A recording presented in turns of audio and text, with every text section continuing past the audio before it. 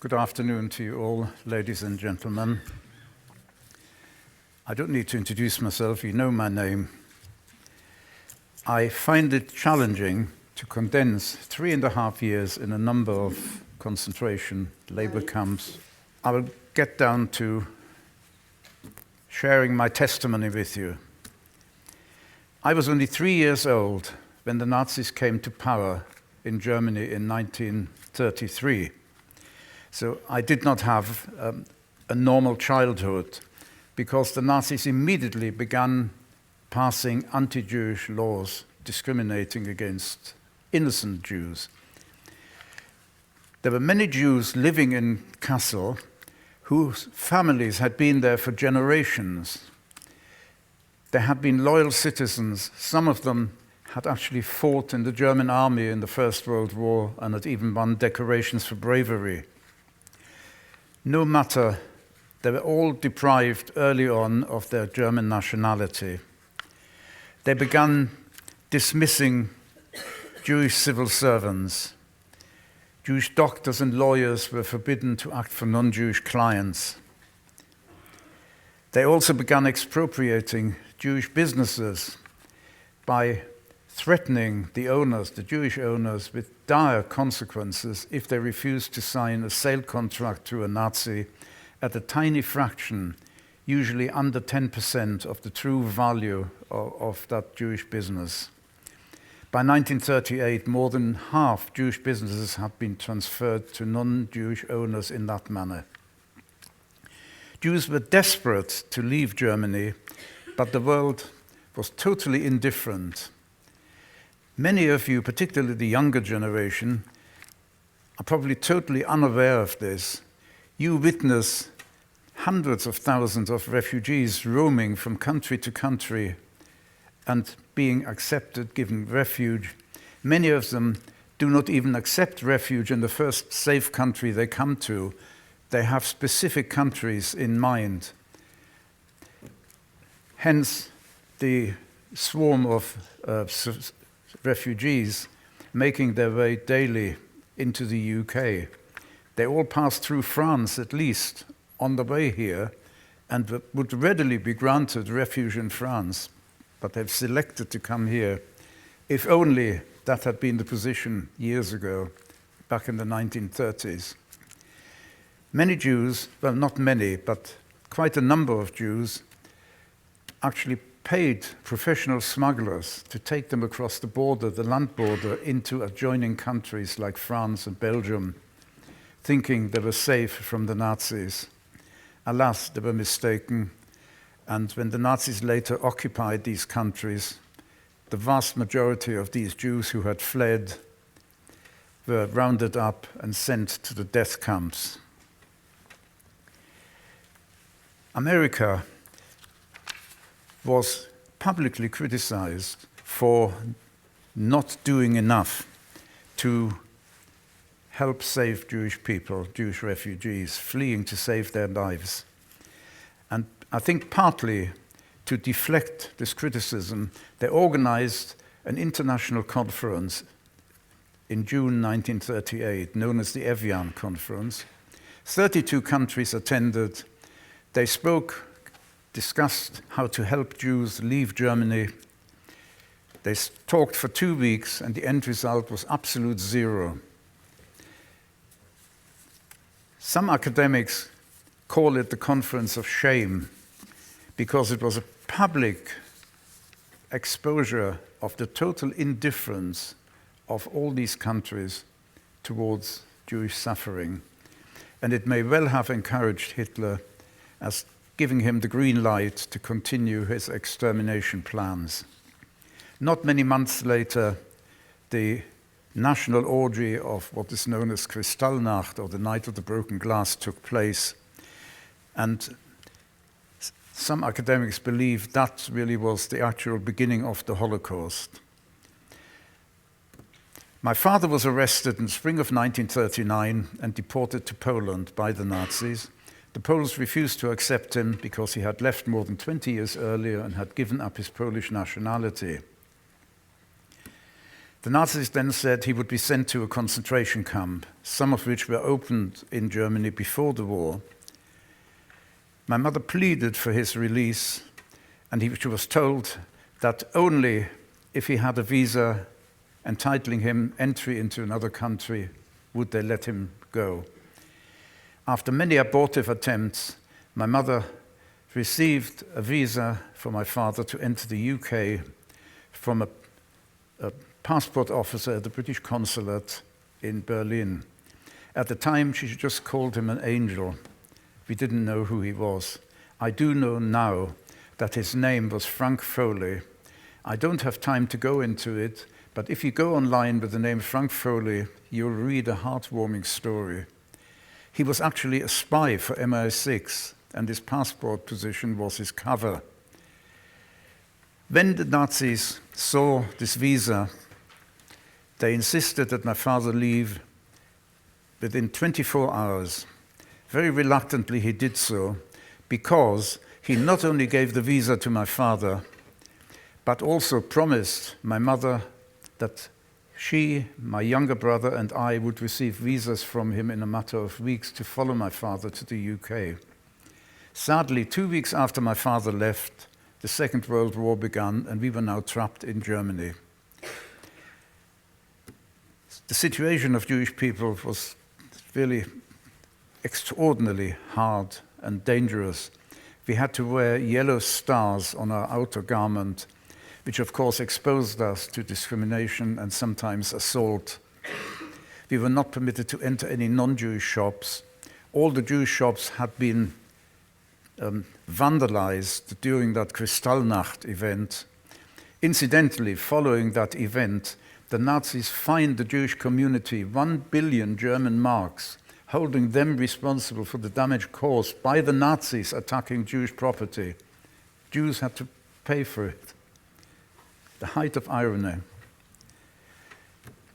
Well, my mother managed to keep us going until in December 1941, she was given 10 minutes to pack a suitcase for the three of us by two uniformed soldiers who had come to our apartment. They waited, and then the conductor brought us to the local railway station.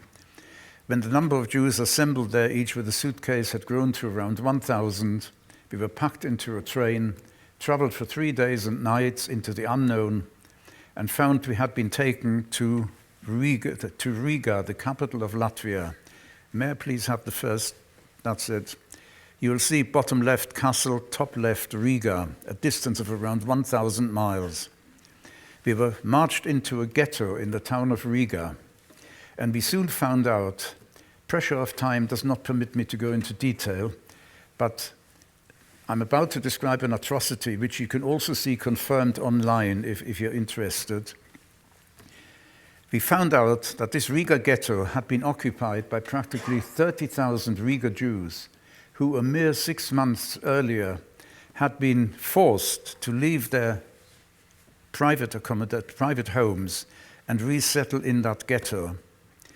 Only a matter of 2 weeks or so before we arrived in Riga, the Nazis lied to these Riga Jews, told them they were being transferred to another camp, and instead marched them into a forest right on the outskirts of Riga, where 3 enormous pits had been dug, and as each group of Jews approached, they were murdered by machine gun fire, and they either fell into or were thrown into one of these mass graves, which are there to this day in the forest. We were now housed in the same accommodation. These Riga Jews were not permitted to take any of their belongings which they had been allowed to take into the ghetto, and we were puzzled initially finding personal belongings in the accommodation we had to live in. And finally, we found out this horror story.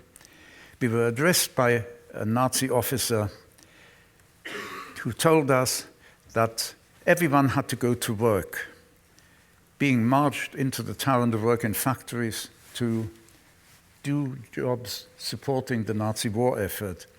This image here will show you a group of workers being either taken to or from, I don't know, it must have been taken by one of the guards. on their way to work daily. My mother had to go to work. I was now in charge of my little brother. I was aged 11, he was aged 7. Each night we ran to the gate, waiting for my mother to return.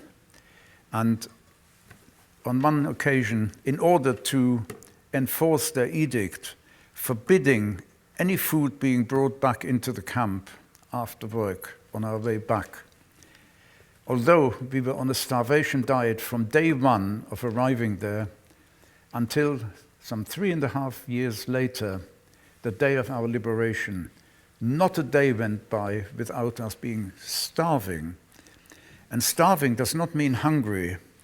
I'm not sure whether I can make anyone understand the feeling generated by an ongoing, constant starvation diet. It inflames the stomach to such an extent that it actually takes over one's mind. You can barely think of anything except, where do I get the next scrap of food? Some people were prepared to murder, to get a bite of something to swallow, just to satisfy, even momentarily, their stomach's need for something to eat.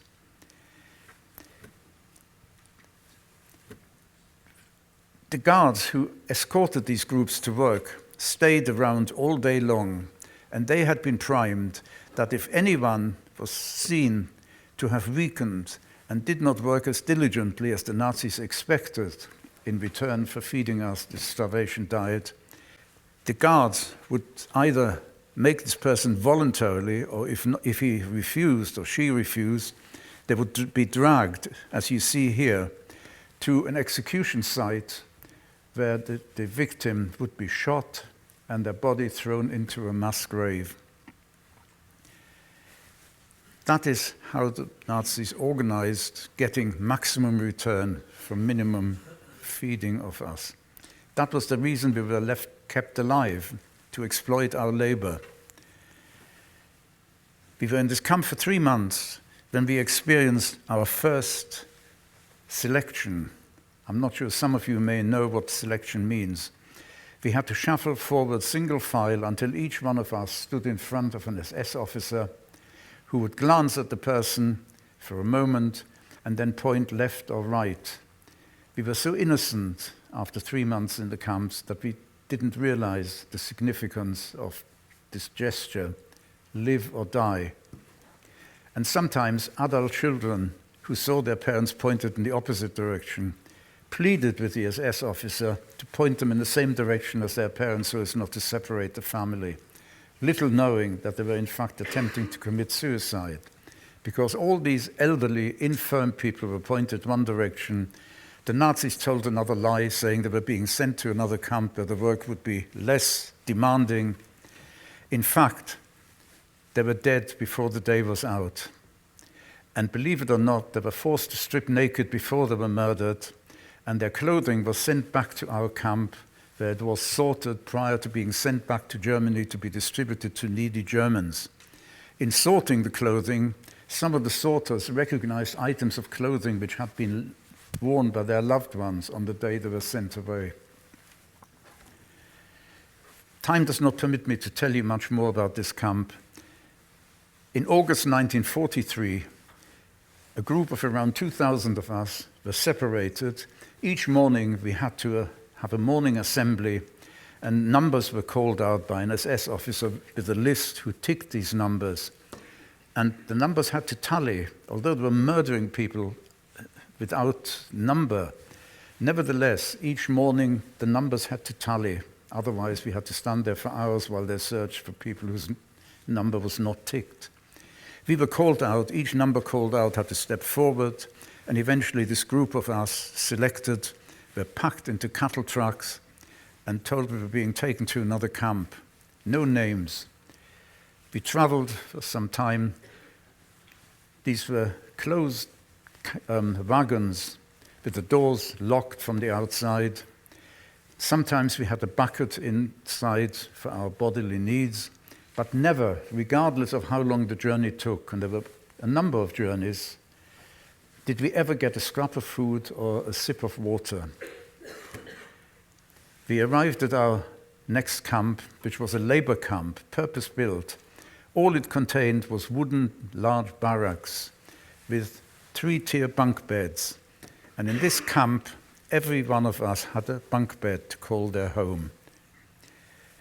Everyone had to work to stay alive. I was now age 13 and I was selected for slave labor. My brother was only 9 years old, and he and 3 other children were permitted to stay in the camp during the day, and we would meet them when we returned from work. 5 weeks after this arrangement began, we came home from work one day, and the children could not be found. They had disappeared. And we found out that that day, 2 SS men had come, taken them away to be murdered. This image here shows you my little brother on the right. I'm the older one on the left. In this camp, we worked on a nearby, very busy railway junction, which the Allies had begun bombing because the Allies had begun to realize the vital importance of the railway system to their war effort. Apparently, the Nazis transported all their military goods, supplies, soldiers by rail, and the Nazis concentrated on busy junctions to cause maximum disturbance to this system. We were used to dig up the bomb-damaged rails, level the floor, fill in bomb craters and so on, and lay new rails to make the line serviceable again. We had worked there for 1 year, non-stop, being taken from one bomb-damaged spot to the next one. We experienced another selection in this camp, which differed from the first one, in that as we entered the hall, we were ordered to strip naked.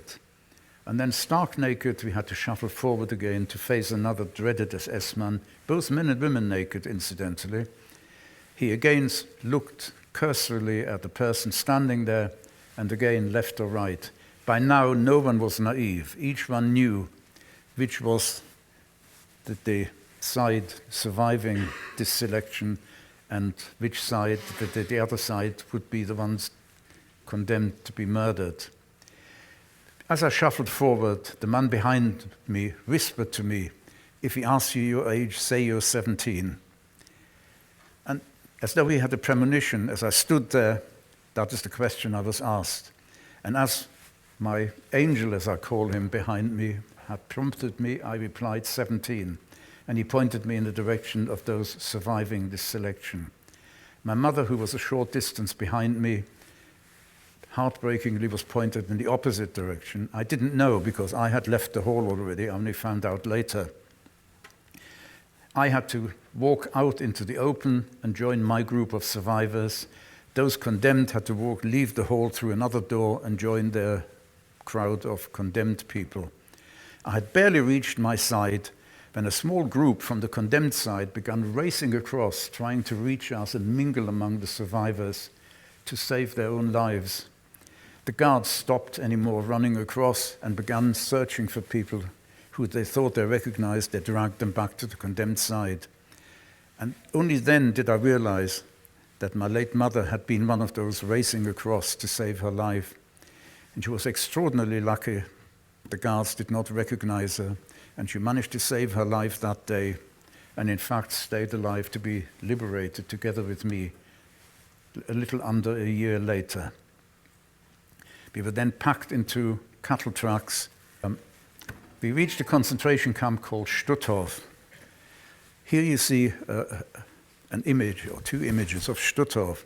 Despite the fact that the camp had a high-voltage electric fence surrounding it, the Nazis had still built watchtowers, which you see on the right, each occupied by an armed guard.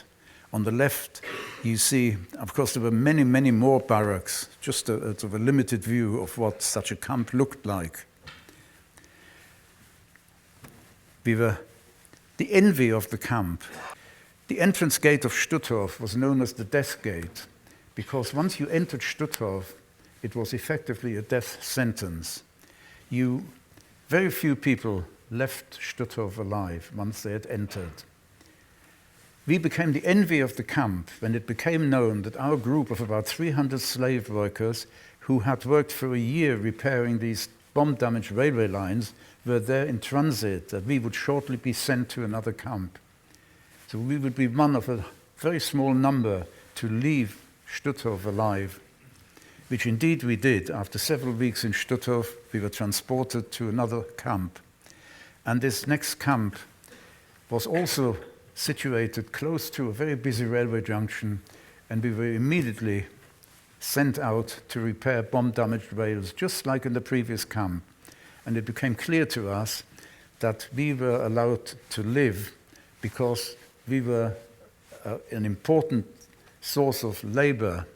We now had a year's experience of repairing bomb-damaged railway lines, and we were put to do this exactly the same in this camp as in the previous camp. It was a brutal camp.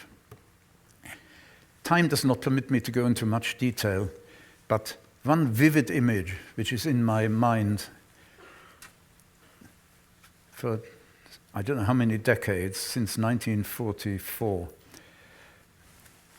was that the rumor went around the camp that some of these military wagons, military trains used to traverse this busy junction. Some trains stopped and wagons were uncoupled from one train, put onto another military train. There was a lot of military traffic going through the junction. The rumor was that some of these wagons contained food destined for German soldiers. And one day, a group of inmates broke the seal on one of these wagons, which was forbidden, of course. They found some food, and of course, their stomachs were craving, and they ate some of this food. The Nazis, in revenge, raided our camp and took away 8 hostages, 8 men. Instead of just shooting them, as was the normal procedure, they actually set a group of inmates to build a huge gallows. And one day we all had to assemble. 8 nooses were hanging down, and we had to watch these 8 men being hanged one by one by one, slow motion. And guards circulated among us. If they caught anyone closing their eyes or turning their head away, they would rifle butt us and threaten us that unless we watched, we might be the next ones to be selected to be hanged up there. Days after this event, we were packed into cattle trucks again and transported to our next camp.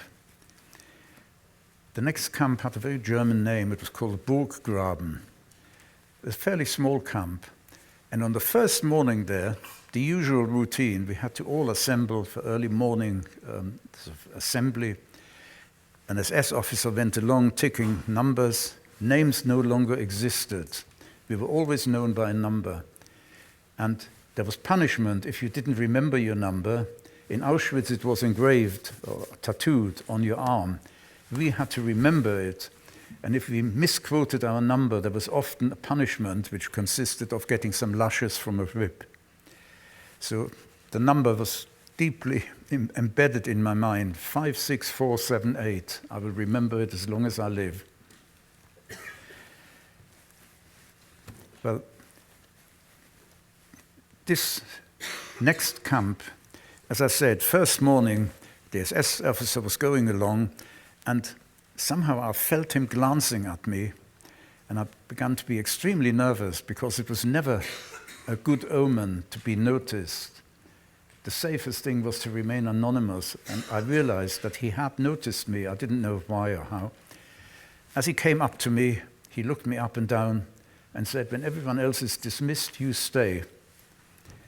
By now, I was really beginning to tremble. Everyone went off to work. I stood there. He came up to me, looked me up and down again, and he said, "Follow me." And he took me to his accommodation. There was one large block which had been built for SS officers' accommodation. And he took me, it was of course not comparable to our barracks, which were full of 3-tier bunk beds, practically touching each other. He had a self-contained apartment in that building. And he gave me a long list of things I had to do for him, like brushing all his uniforms, and he had numerous uniforms, probably for different occasions. Each one had to be absolutely speckless and spotless. I had to polish each of his pairs of knee-length boots every day. I had to make his bed.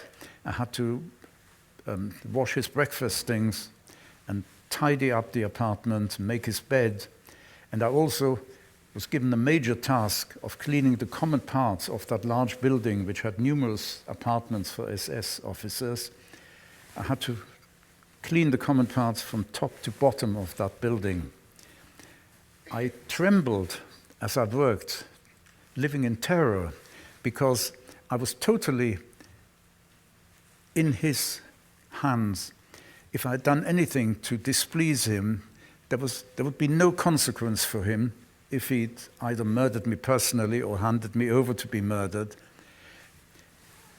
He was authorized as an officer, certainly, to do this. Even the guards could do it without any feedback, any comeback. There was no explanation needed. Jewish lives were sort of worthless. There were always plenty of slave laborers available to replace the ones who had been murdered.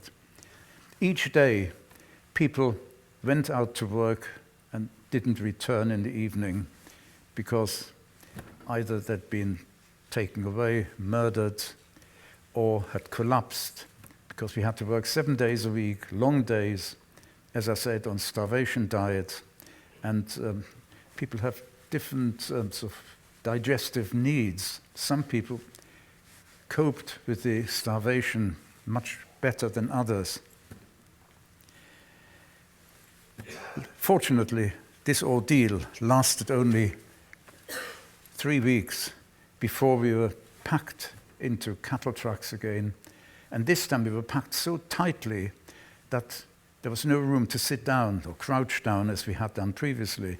We stood, each one held upright by the pressure of people standing close to us. People died on these journeys. This time they couldn't even fall down. They were held up as corpses by the pressure of people next to them. These corpses always stayed with us until we reached our destination, and then they were dealt with. And to our horror, we found we had been taken back to the concentration camp of Stutthof a second time, but this time not in transit. We were just residents, facing the same fate as everyone else in the camp. We managed to survive more than 4 months in this manner. Conditions had deteriorated. Stutthof, when it was built, was quite a small camp. It was greatly enlarged a year or so earlier, sometime in 1943. And while it was being enlarged, the Nazis took the opportunity of building a gas chamber and a crematorium into the camp. And after it had acquired these extermination facilities, Jews began arriving by the trainload. And something quite extraordinary happened. Some trainloads of Jews were meticulously checked into the camp. They had to line up, and the clerk would fill in a form for each one with details before they were allowed into the camp. Being allowed in meant that they were condemned to a slow death by starvation. Other trainloads were taken straight from the train to the gas chamber and were dead before the day was out. I have no explanation of how they decided which trainload suffered one fate and some the even harsher fate of being murdered immediately. People died every night in their bunk beds. A group went around checking each bunk bed every morning. They had to lift out any bodies they found, and they were taken to the crematorium for burning. Moreover, the Nazis felt that the gas chamber they had built only a year earlier was too small for their needs, and they brought in 2 of these cattle wagons, as we called them, and converted them into temporary gas chambers, so they could now kill Jews much faster. As a result, the crematorium, working 24 hours a day, couldn't cope with all the bodies. They couldn't burn them fast enough. Here you see an image of what these crematorium ovens looked like. Once or twice, they were actually replaced by later models that could burn a body in less time, so the capacity increased. Any excess bodies which the crematorium couldn't dispose of was just thrown into a heap nearby, and when that heap was large enough, they attempted to set it on fire to burn the bodies outside. In full view of the inmates, we went on in this manner until towards the end of April 1945, when one morning numbers were called out again, mine among them, and a group of around 2,000 or so men were lined up in a long column.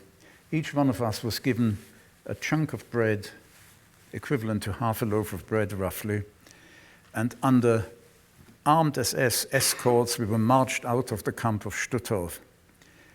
We began marching, the tempo was set by the guards, and anyone who couldn't walk at that pace for lack of strength and began slowly trailing behind was shot mercilessly by the guards. We lost quite a few people that way. Later, the same day, we reached a small port. There were 4 barges, ancient barges built of timber, and they packed us into these 4 barges. They were not motorized, but 4 tugs appeared, manned by SS teams. They coupled themselves onto the 4 barges and towed us to sea. We had no idea where we were, but I can tell you now that it was the Baltic Sea. We traveled in this manner for 6 days, and I'm about to tell you something so horrific that I actually hesitated before I decided you're entitled to hear this. Each day, an SS officer would appear on our barge. There was a gangway around the top of the barge. He stood at the top, looked down at this mass packed into the belly of that barge, and he pointed at a particular person, and he was specific who he had selected. That person had to be dragged up against their will onto deck, and on his orders had to be thrown into the sea to drown. And he didn't stop at 1 or 2 or 3. Each day, around 20 to 25 victims were selected, one after the other. We could only hear, we couldn't see what happened on deck. We heard the scream and the splash. With a smirk, he told us that they were using too much petrol. We were too heavy a load for them. This went on for 6 days. On day 7, the tugs disengaged, they uncoupled, and disappeared. After some time, a group of prisoners of war who were part of our group of inmates, and they were stronger physically because they had been fed a better diet in the camp than the Jewish diet was. They clambered up on deck, and the message came down that we were quite close to shore, only a matter of a few hundred meters. And they did something remarkable. They prized loose some planks of wood, formed themselves into a sort of primitive rowing team, and began attempting to move the barge towards shore. It seemed an impossible task, but after a while, the message came down that the barge was responding ever so slowly. They worked in this manner until they were utterly exhausted, but by then, because the barge was beginning to respond, other people found the strength to take their place, and there was rowing taking place all day long, into the night, and right through the night, until shortly before dawn, there was a jerk, and the barge had actually run aground by the shore. It was still not quite ashore. People who had an ounce of strength clambered onto the deck and discovered that to get ashore, you had to jump into the water and wade ashore. I was scared. My mother encouraged me, and the 2 of us, like other people, jumped and we waded ashore. Many people on the barge, after 6 days on the barge, having been on starvation diet for years, during the 6 days on the barge, we received, apart from the chunk of bread we had been given when we left, we did not receive a scrap of food nor a sip of water for 6 days on the barge.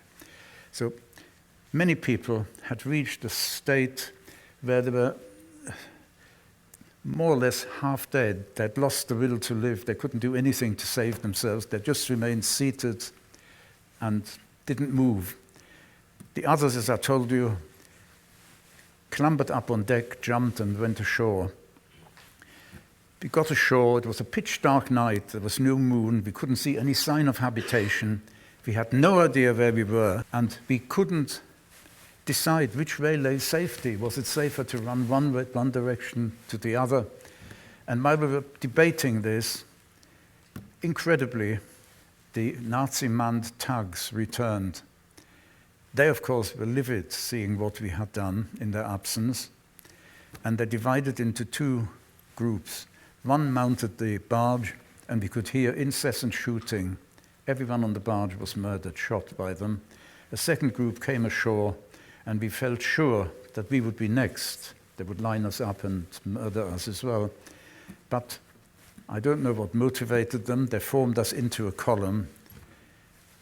Dawn was breaking by then and told us to march. Again, anyone trailing behind was shot as previously, but the rest of us desperately tried to keep up with the tempo of the march. And while we were marching, we saw a tank column approaching us. And as the tanks came closer, quite suddenly, our SS guards, who moments earlier had still been killing people for trailing behind, quite suddenly turned and raced away from us in the opposite direction, away to the back of us. And a shout went up among us. I cannot describe it to you, the jubilation, that no guards, we are free. The tanks approached, and incredibly, they didn't stop. They just rolled past us, and soon they were out of sight. They had liberated us quite sort of coincidentally by choosing to travel along the same road that we had been marching, scared our guards into running away, and we were liberated. We had no guards shooting us. But when the tanks disappeared, we became quite worried. We thought perhaps the guards would now return, and our jubilation was misplaced. But within a very short time, truckloads of British soldiers appeared. They stopped, they called up trucks laden with food, and they began distributing food and water to us, allowed us to rest, and eventually they marched us into a nearby town called Neustadt, which is right on the Baltic Sea. And we were liberated just outside that town. We were housed in a Nazi compound. All the inmates had been taken away as prisoners of war, and that large compound became our temporary home, so a displaced persons camp. Both my mother and I began to feel ill. We were taken to hospital. I was found to have typhus, and while I was there, they discovered I suffered from tuberculosis as well. I spent some time in hospital. We were interviewed by a welfare officer who asked us whether we had any close relative anywhere in the world we wanted to contact. We gave what little information we had of my father. He, in London, gave details to a group that was set up, that he was a refugee who was looking for his lost family. For 6 years, he had no idea of our fate. And it took 3 months or so.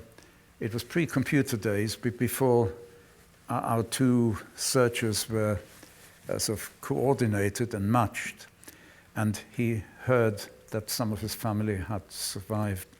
He immediately applied for permission for us to be permitted to join him. It took more than a year.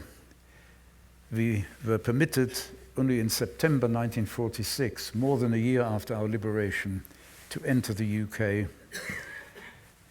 A kindness for which,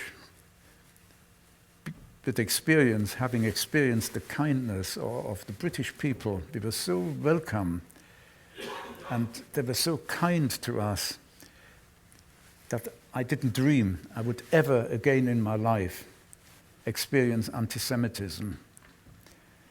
And it really sort of generated in me a thankfulness, a gratitude for being permitted to live my life in complete freedom. My life truly only began when I arrived here, age 16. My education had finished before I was 9 years old, when all Jewish children were expelled from school. For 7 years, I'd had no education. When I arrived in England, I was 16 years old, but mentally, I had the education of an 8.5-year-old.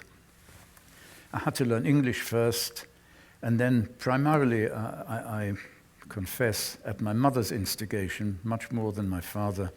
Despite the fact that my father was a pauper here, he had volunteered for the British Army and was invalided out, but because he was an alien, he had difficulty in taking work. It had to be approved by the Home Office before he could take a job. So I'm not exaggerating when I tell you he really was a pauper. Nevertheless, my parents decided to deprive themselves of many basic things in order to pay for some private education for me. I learned English quite quickly. I attended a course of 3 terms in a private tutorial college, but by then I decided I could not inflict this on my parents any longer, and I took dead-end jobs.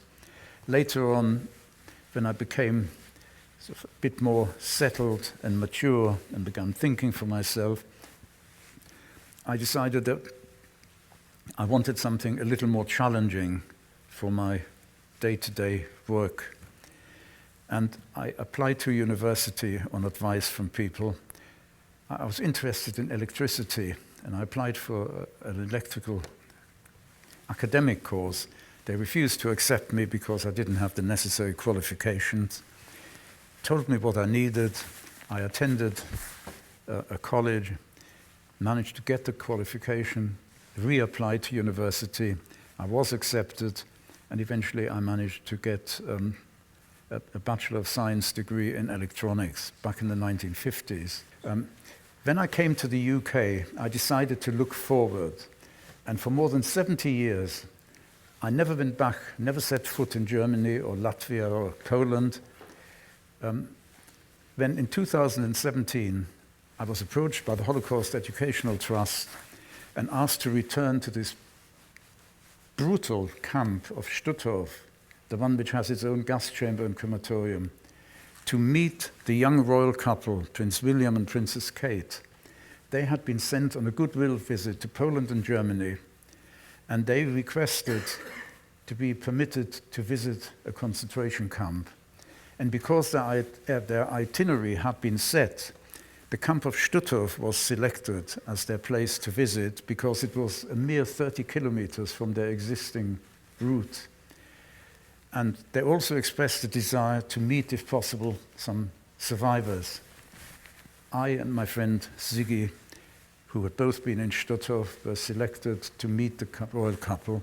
And I can tell you that on the most charming couples we have ever met, before we made contact, we were drilled on how to behave towards royalty. You know, there are certain rules to be followed.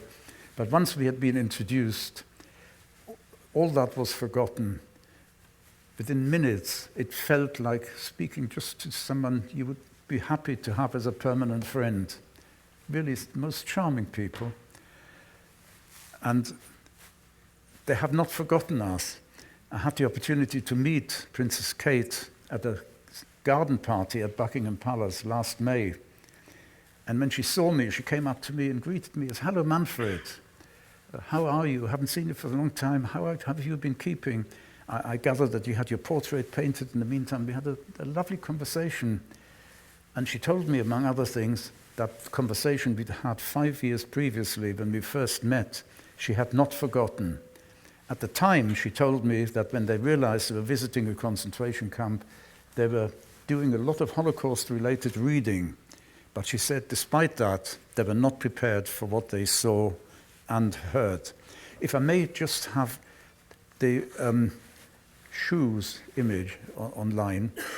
I just spent a moment explaining to you why. There's the next one, please, forward there. I've included this to give you an opportunity to reflect on the magnitude of the atrocity we are talking about. When we speak about millions, it's an abstract figure. I can't understand it. This is the heap of shoes that was found in Stutthof when it was liberated.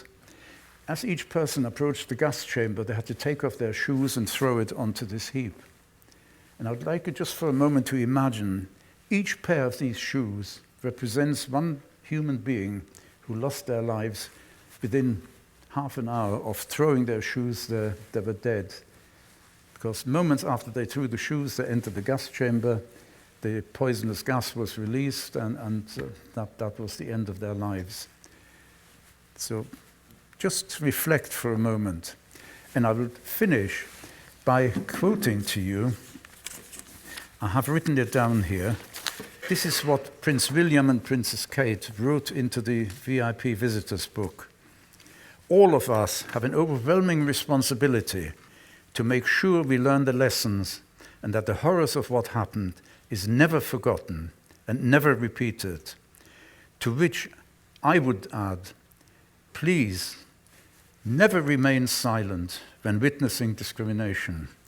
I would like you to remember, and please do remember, that silence never helps the victim. It always encourages the oppressor. I thank you for listening to me respectfully.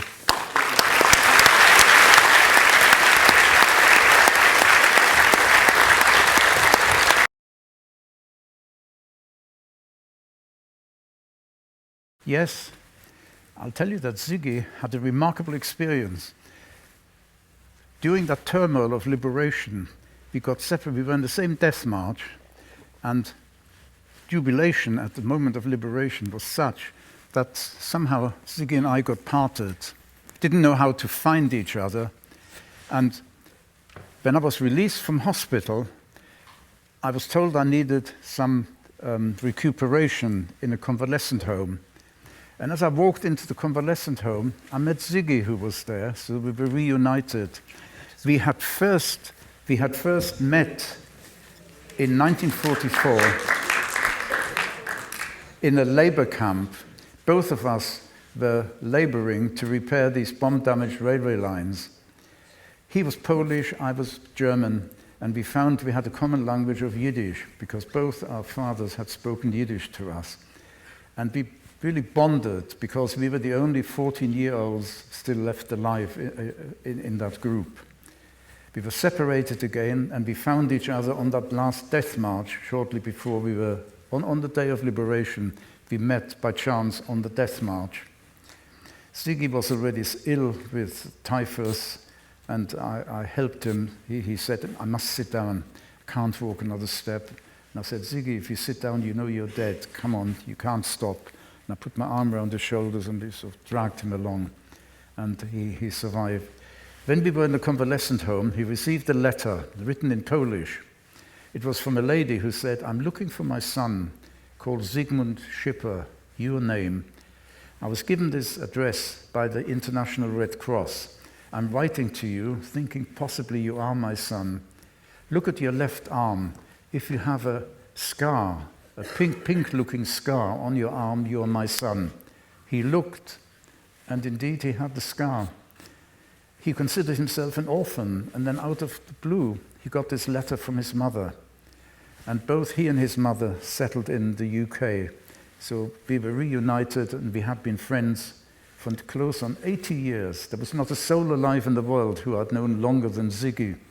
And sadly, on the 18th of January, just a few days ago, he died on his 93rd birthday. I last saw him 3 months ago when he was unwell already. I went to his house and we spent half a day together. And after that, his daughter said, he's not well enough, don't come. We'll tell you when, but it never happened. So that was the last time I saw him. Indeed, I do. Thank you for prompting me. I ran out of time. I had actually intended to mention it. I told you I never dreamt that I would ever face such a wave of anti-Semitism, and even more inexplicably, such a swell of Holocaust deniers. It is unbelievable, while there's still witnesses like me alive, that people should deny the Holocaust. And I'll tell you a remarkable experience, which a major surprise when I arrived in Stutthof 5 years ago to meet the royal couple. To my amazement, I found that the gas chamber and the crematorium were there in situ, totally undamaged. In every other camp I know which possessed these extermination facilities, the Nazis damaged or destroyed them by putting dynamite around the buildings and blowing it up before they evacuated the camp at the end of the war. In Stutthof, I was told that they also laid dynamite around it, but they put it on a timer to explode and destroy the buildings after they had evacuated the camp. The timer didn't function, and hence they survived. I had no idea. I was amazed. And when I led the young royal couple into the crematorium, Princess Kate took out a paper hanky and wiped her eyes. And likewise, when she saw the heap of shoes, tears came into her eyes. She's a young lady who really feels other people's suffering. Well, I'm short of time, so I will leave it there. But I can tell you that I was actually intending to speak about anti-Semitism. I will not leave it there. I will mention to you that many years ago, I began telling my wife, and she will confirm it if you doubt it, that these websites which I felt could have been a blessing to our generations here, both educationally and socially, have in fact turned into the curse of our age, in my opinion. Because of total lack of control, people can masquerade behind false identities and preach anything that they fancy, no matter how vile, lies, distortions, poisonous views, not only regarding anti-Semitism, but many other fields. Children are not safe because there is no control. The billionaires who are behind these websites have only one objective, and that is to make a profit. All their promises to weed out all this poisonous stream, 7 days a week, 24 hours a day. Don't believe a word, because barring these views affects their final year's profit, so they won't do it. I'm praying for the day when a courageous either prime minister or government will actually have the guts to impose some legal responsibilities on them, just like editors of newspapers are responsible, to put this to an end. There's no other way. The power they possess, the Nazis could only dream of, but they're replicating the Nazi propaganda ministry in one sense, except that they're many times more powerful than the Nazis ever could attempt to be. They had to use primitive means in those days. And unless it's done, and until it's done, I think the outlook, not only for Jewish people, but if it continues long enough, for many other nationalities, and even for our Western civilization, looks grim, I feel. It may surprise you to hear from me that I never felt like taking revenge. I just could not face even hearing German spoken. If I would walk in the street and hear some strangers walking by speaking in German, it would immediately sort of initiate terror in me, because during those years in the camps, all the Nazi orders were given in German. So just the sound of German would transport me back to those far-off days when I was living in hell on earth. Likewise, if I were walking a street in Germany and I saw an elderly German walking by, I would wonder how many Jewish knives does he have on his conscience. So I just conducted my private boycott. Germany didn't exist. I didn't buy anything German for many, many, many years, and had nothing to do with Germany. That was my reaction, but not hatred as such. It just seemed inconceivable that a civilized country like Germany could be indoctrinated to such an extent.